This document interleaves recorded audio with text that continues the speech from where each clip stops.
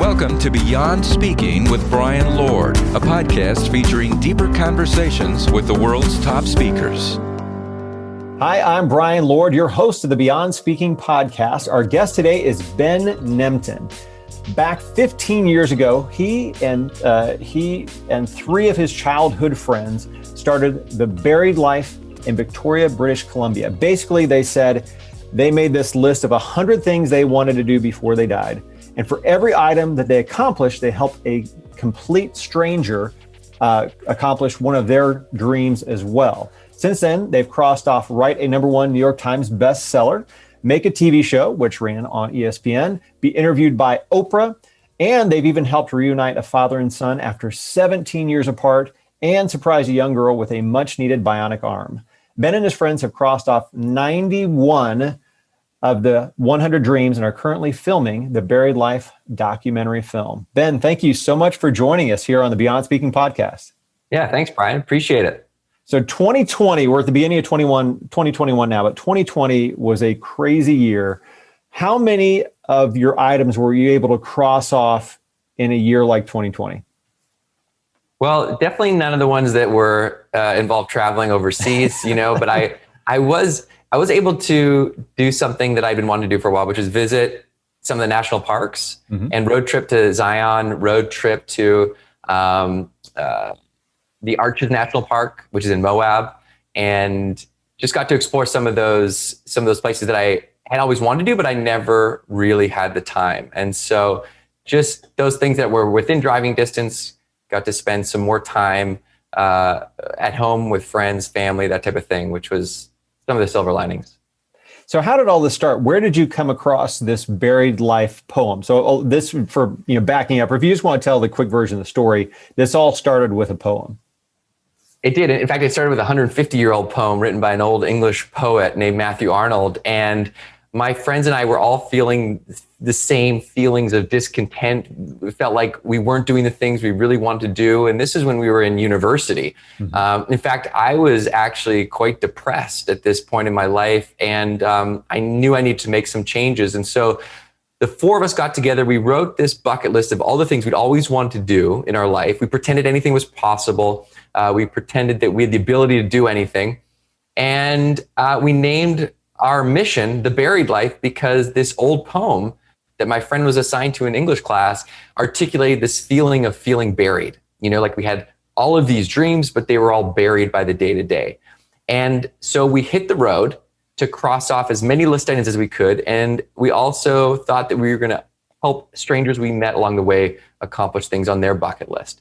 And so this was a 2-week road trip in 2006. We boarded an RV. We got a camera on eBay. We begged, borrowed, and stole to get this thing together so we could, save up enough money throughout the summer by working extra jobs so that we could hit the road and go after our list. And then what happened that was actually totally unexpected was that strangers started to hear about our list and they wanted to help. And they would send us emails being like, I saw your list. I saw number 9, ride a bull. My uncle has a bull ranch, he can get you on a bull. Or I saw make a toast at a stranger's wedding. My best friend's getting married. I'm the best man. I can get you in. Then people sent us their dreams asking for our help. So we got hundreds and hundreds of dreams flowing into our inbox through this website that we had built by hand and asking for help to accomplish their dreams. And we thought, wow, we got to keep doing this. This was supposed to be a 2-week road trip. Maybe we should do this again next summer. And that sparked this ultimately 10-year plus journey where we were able to cross off list items that we initially thought were completely impossible. We had no business doing any of these things, but we proved to ourselves over time that you actually can. So for you, I'm curious, what was the best item that you crossed off your list? And then which is the one that most people would think was the most boring, but maybe is more exciting than they think? Probably the best was playing basketball with President Obama at the White House because we got surprised by him on the White House basketball courts. We had been trying for months and months and months to make it happen. We got so many no's and we had accepted defeat. And we kind of got invited to a tour of the White House as a consolation because they told us it couldn't happen. And then while we were on the White House basketball courts, he strolled on the court. And that was so impactful for me, because I remember writing this on the list and just knowing that this was never going to happen. This is the most impossible thing I could ever think of doing. And here I was seeing it with my own eyes. And that changed my core belief system to really kind of understand, wow, I guess anything's possible, and moving forward when, I'm faced with some challenge, I think, well, not can I do it? Do I want to do it? And this sort of shift has impacted my life in a major way. And that's kind of the hope, is that when I speak to audiences, that I can convey that I'm no different than them, that they have that same ability to prove that these things are possible. They can live those buried dreams and do those things that are ultimately just going to allow them to live their best life and perform at their highest level at work and in every aspect of their life. So I'm curious to know, and this is like, if you're in the entertainment business long enough and you play sports, so I play basketball moderately well, you end up playing with celebrities sometimes. Were you afraid that you were going to like post them up and like give them a bloody nose or just have a bad pass or something like that? Were you kind of freaking out the whole time? Yeah, we knew that there was Secret Service in the bushes just waiting. You kind of go for the block, but you're not fully extended with your arm. You definitely are aware. The thing was so amazing about President Obama is he's so disarming and he's so cool. He's like in high school when you have a friend whose dad is just the coolest dad and you end up hanging out with the dad instead of the friend because he's just like the best person. That was President Obama times 100. He was so genuine, and you immediately forgot that he was the leader of the free world. And we were joking with him, we were trash talking, trying to hit shots that he wasn't hitting. And it was incredible. But yeah, I did make sure that I didn't, I kept my elbows in. No high elbows. And no fouls. We're just going to let everybody go. Yeah. Sounds good. So what's kind of the first step for somebody to unbury their dreams? First, it's just to recognize that it's not selfish to have personal goals. And I actually believe it's service, because when you're doing the things that you love, you are more alive, you have more energy. And so it affects all aspects of your life. So we all get buried by the day-to-day. It's just a human condition. And our personal goals are the first thing to get pushed till tomorrow, right? And if you look at the research, most people on their deathbed, they don't regret the things they did, they regret the things that they didn't do. Mm-hmm. And this is because of two reasons. Number one, when it comes to our personal goals, there's no accountability. We don't have deadlines, so we push them. Whereas the rest of our life, we have deadlines, and so something always pops up that's more important, and we push our personal goals. The other thing that we face is that we wait to feel inspired to go after those personal goals, and typically that inspiration doesn't just hit us out of the blue. But you can create inspiration by taking action. So by taking small steps towards your goal, even if you don't know how you're going to achieve that end result, those initial small steps start to build inspiration. So you're the architect of your own inspiration through action. So this awareness of, okay, it's okay for me to have personal goals. In fact, it's going to allow me to do my job better, right? You can't take care of other people if you don't take care of yourself. So that goes for your family, that goes for your clients, that goes for your colleagues. So you're filling up your own gas tank by doing these things that you love. And then it's saying, okay, what are those things? Let's identify them, and let's start to build some accountability, and let's start to build inspiration through action. And that's interesting. It's almost like guilt is one of the things. So it's part of it's time, but also part of it is guilt. Have you run into a lot of people who have guilt about following their dreams? 100%. I think we all know people that consistently are givers, put other people in front of their own well-being, and that's an incredible quality if it doesn't have a negative effect on your own health. Mm-hmm. So, I think that it's also important to forget everything that you know about a bucket list. And because a bucket list, typically when we think of bucket list, we think adventure, we think travel, we think big goals. My definition of a bucket list is just anything that's going to bring you joy and happiness. Mm-hmm. And that's different for everyone. That could be going for a walk every day. That could be climbing Everest. That could be spending more time with your dog. Mm-hmm. The point is, in today's world, we just so overstimulated. So we need to take some time to think about what those things are. We want to write them down because that builds accountability, right? That's one step towards your goal. And you identify those things that are important to you. And then we start to say, okay, how can I carve out time to move towards those things that are going to bring me that joy and bring me that happiness, knowing that it's not selfish, that these are important, these are going to allow me to do what I do. So, when the time we're living in here, this 2020, 2021, where not that the life hasn't been stressful before, but it's been amped up, it seems like. What is the role of this play for mental health and resilience in this time?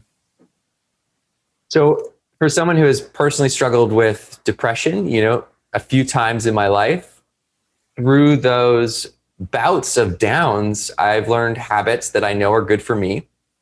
And I think it's important that we all know the things that fill us up and the things that allow us to navigate those ups and downs. So for me, one of those things is purpose. That's why a bucket list is so important, because that identifies those things that you truly love and that can bring you that happiness. And then there's things like gratitude, there's things like sleep, there's things like connection, talking about those struggles that you're going through. Things like getting out in nature that just gives you that feeling of well-being. And so I like to think of that as my resilience toolkit, and they're habits that I implement to live my best self, or just be able to perform, or just navigate the ups and downs of life. But even beyond these habits, if we step back and just say, look, we're all human beings. Humans have ups and humans have downs, and that's the human experience, and that's okay. And now during the pandemic, when feelings of depression and anxiety have risen, upwards of 400%, mm-hmm. This is something that affects all of us. Even if it's not us that are just going through something like that, it's something that a friend, a family member is going through. And so we just have to know that it's okay to talk about it, and talk about it with someone that you care about. Talk about it with a therapist, reach out to your HR professionals to see what resources you have. And so I always like to highlight the benefits and the resources that are available, and just say, look, there's no shame in accessing these. And in fact, it takes strength to show that vulnerability and ask for help. And that ultimately allows you to grow and be a better human being and be a better professional. Where did the idea come from to not just knock things off your own list, but help other people knock things off their own bucket lists? Well, it was always part of the project from day one. And I think we thought that we were going to need help from other people to accomplish our dreams, because there's no way we could have done any of them without the help of other people. And so we thought, let's help others do the things they want to do as a way of paying that back, paying that forward. And what I've learned from that is, even with these large list items that we've accomplished, have a beer with Prince Harry, write a #1 New York Times bestseller, sit with Oprah, it's been the times when we've helped someone else achieve that thing that means so much to them that I know will stick with me until I die. That's just something that resonates, and it has this larger ripple effect. And so as I reflect on this journey, there's this idea of a ripple effect has become something that I think is really a pillar of truth. And it's kind of an inspiring idea, because it proves that one person can create an incredible impact. Because when you help one person, it's not a one-to-one relationship. You're actually helping the people in their life, and the people that care about them, and the people that are connected to them, their family, their friends. And you may not know what that impact is, but it's very real. And so you create this chain of events that is positive. So every action has a reaction, and we all have the power to create those positive ripples, whether that's inside our team and inside our organization, or, if you think about the core purpose of what you do every day, how does that impact people? And yes, you may get bogged down by the day-to-day. Yes, there may be more stresses and challenges due to COVID, but you're doing it because you're creating that positive impact that will reverberate on. And so reminding people of that impact as a way to re-energize them around the purpose of what they're doing every day, or just how small positive actions like a smile, a compliment, a random act of kindness can actually create that ripple effect is extremely powerful. And it's just a good reminder, especially these days when it's almost overwhelming when you think about all the things that might need to be, all the negativity at times. And you think, well, what can I do to make an impact? Well, you can make an impact because of this ripple effect. Mm-hmm. So obviously you want to take care of yourself first, but then there's also kind of the role you might have as a spouse or as a parent or a friend. How do you help other people create their bucket list or their buried life list? Well, first just take 20 to 30 minutes to sit down in some quiet time and think about all the things that you've ever wanted to do. And those can be big, those can be small. Think about anything that's going to bring you happiness and joy. And then start to look at if you, let's say, came across a genie and the genie said, hey, I'm going to help you achieve one thing on your list. But by doing that one thing, you can't do anything else on your list. What would that be? Right? So you choose the most important thing on your list and you start to carve out time to take small steps towards that. So you identify what's the first thing you can do to go after that thing. And then you protect time in your day or in your week where you can pursue that. And yes, things will pop up that are going to feel more important, but you gotta remember your future self lying on your deathbed and ask your future self, will I regret not doing this? And if the answer is yes, then this is really important to you. And so whether that's, blocking it out in your calendar, whether that's getting an accountability buddy, like a spouse or a friend to check in on you so you can try and create accountability, whether that's just sharing that with your community so that you feel accountable to them because you've said, I'm going to do this, or creating some sort of reward system so that when you do it, you actually reward yourself and you feel good. Like if you want to get in better shape, you reward yourself after that workout, you make it fun, you make it easy, whatever you can do to create accountability, to take those small steps towards those things, knowing that it's not selfish, it's actually service. That's kind of the first thing that I'll ask people to do is sit down, write your list, and identify the really important things. Now, a lot of times people think, when they think of these things, you mentioned this, that it's not just the adventure. It can apply to all different parts of your life. And one of those is people within the corporate realm. So some people say, I'm going to quit my job and I'm just going to live on the road or whatever it might be. How does this exist within, for people who want to keep, who want to work in a corporate setting, in a business setting? How can you apply these principles to that? Yeah, I mean, it's, I think that the misconception is that if you encourage your team to go after their dreams, then they'll leave. And I get that, but if you look at the research, it actually doesn't happen that often. In fact, the real effect is that if you create an environment where people feel like they can be their true self and feel fulfilled, they don't want to leave. Right? You don't want to leave an environment where you're encouraged to do those things and be that true version of yourself. And yes, some people may leave, but the thing is, if they don't want to be there, you may not want them being there in the first place. So you can see that, like, the knee jerk might be fear.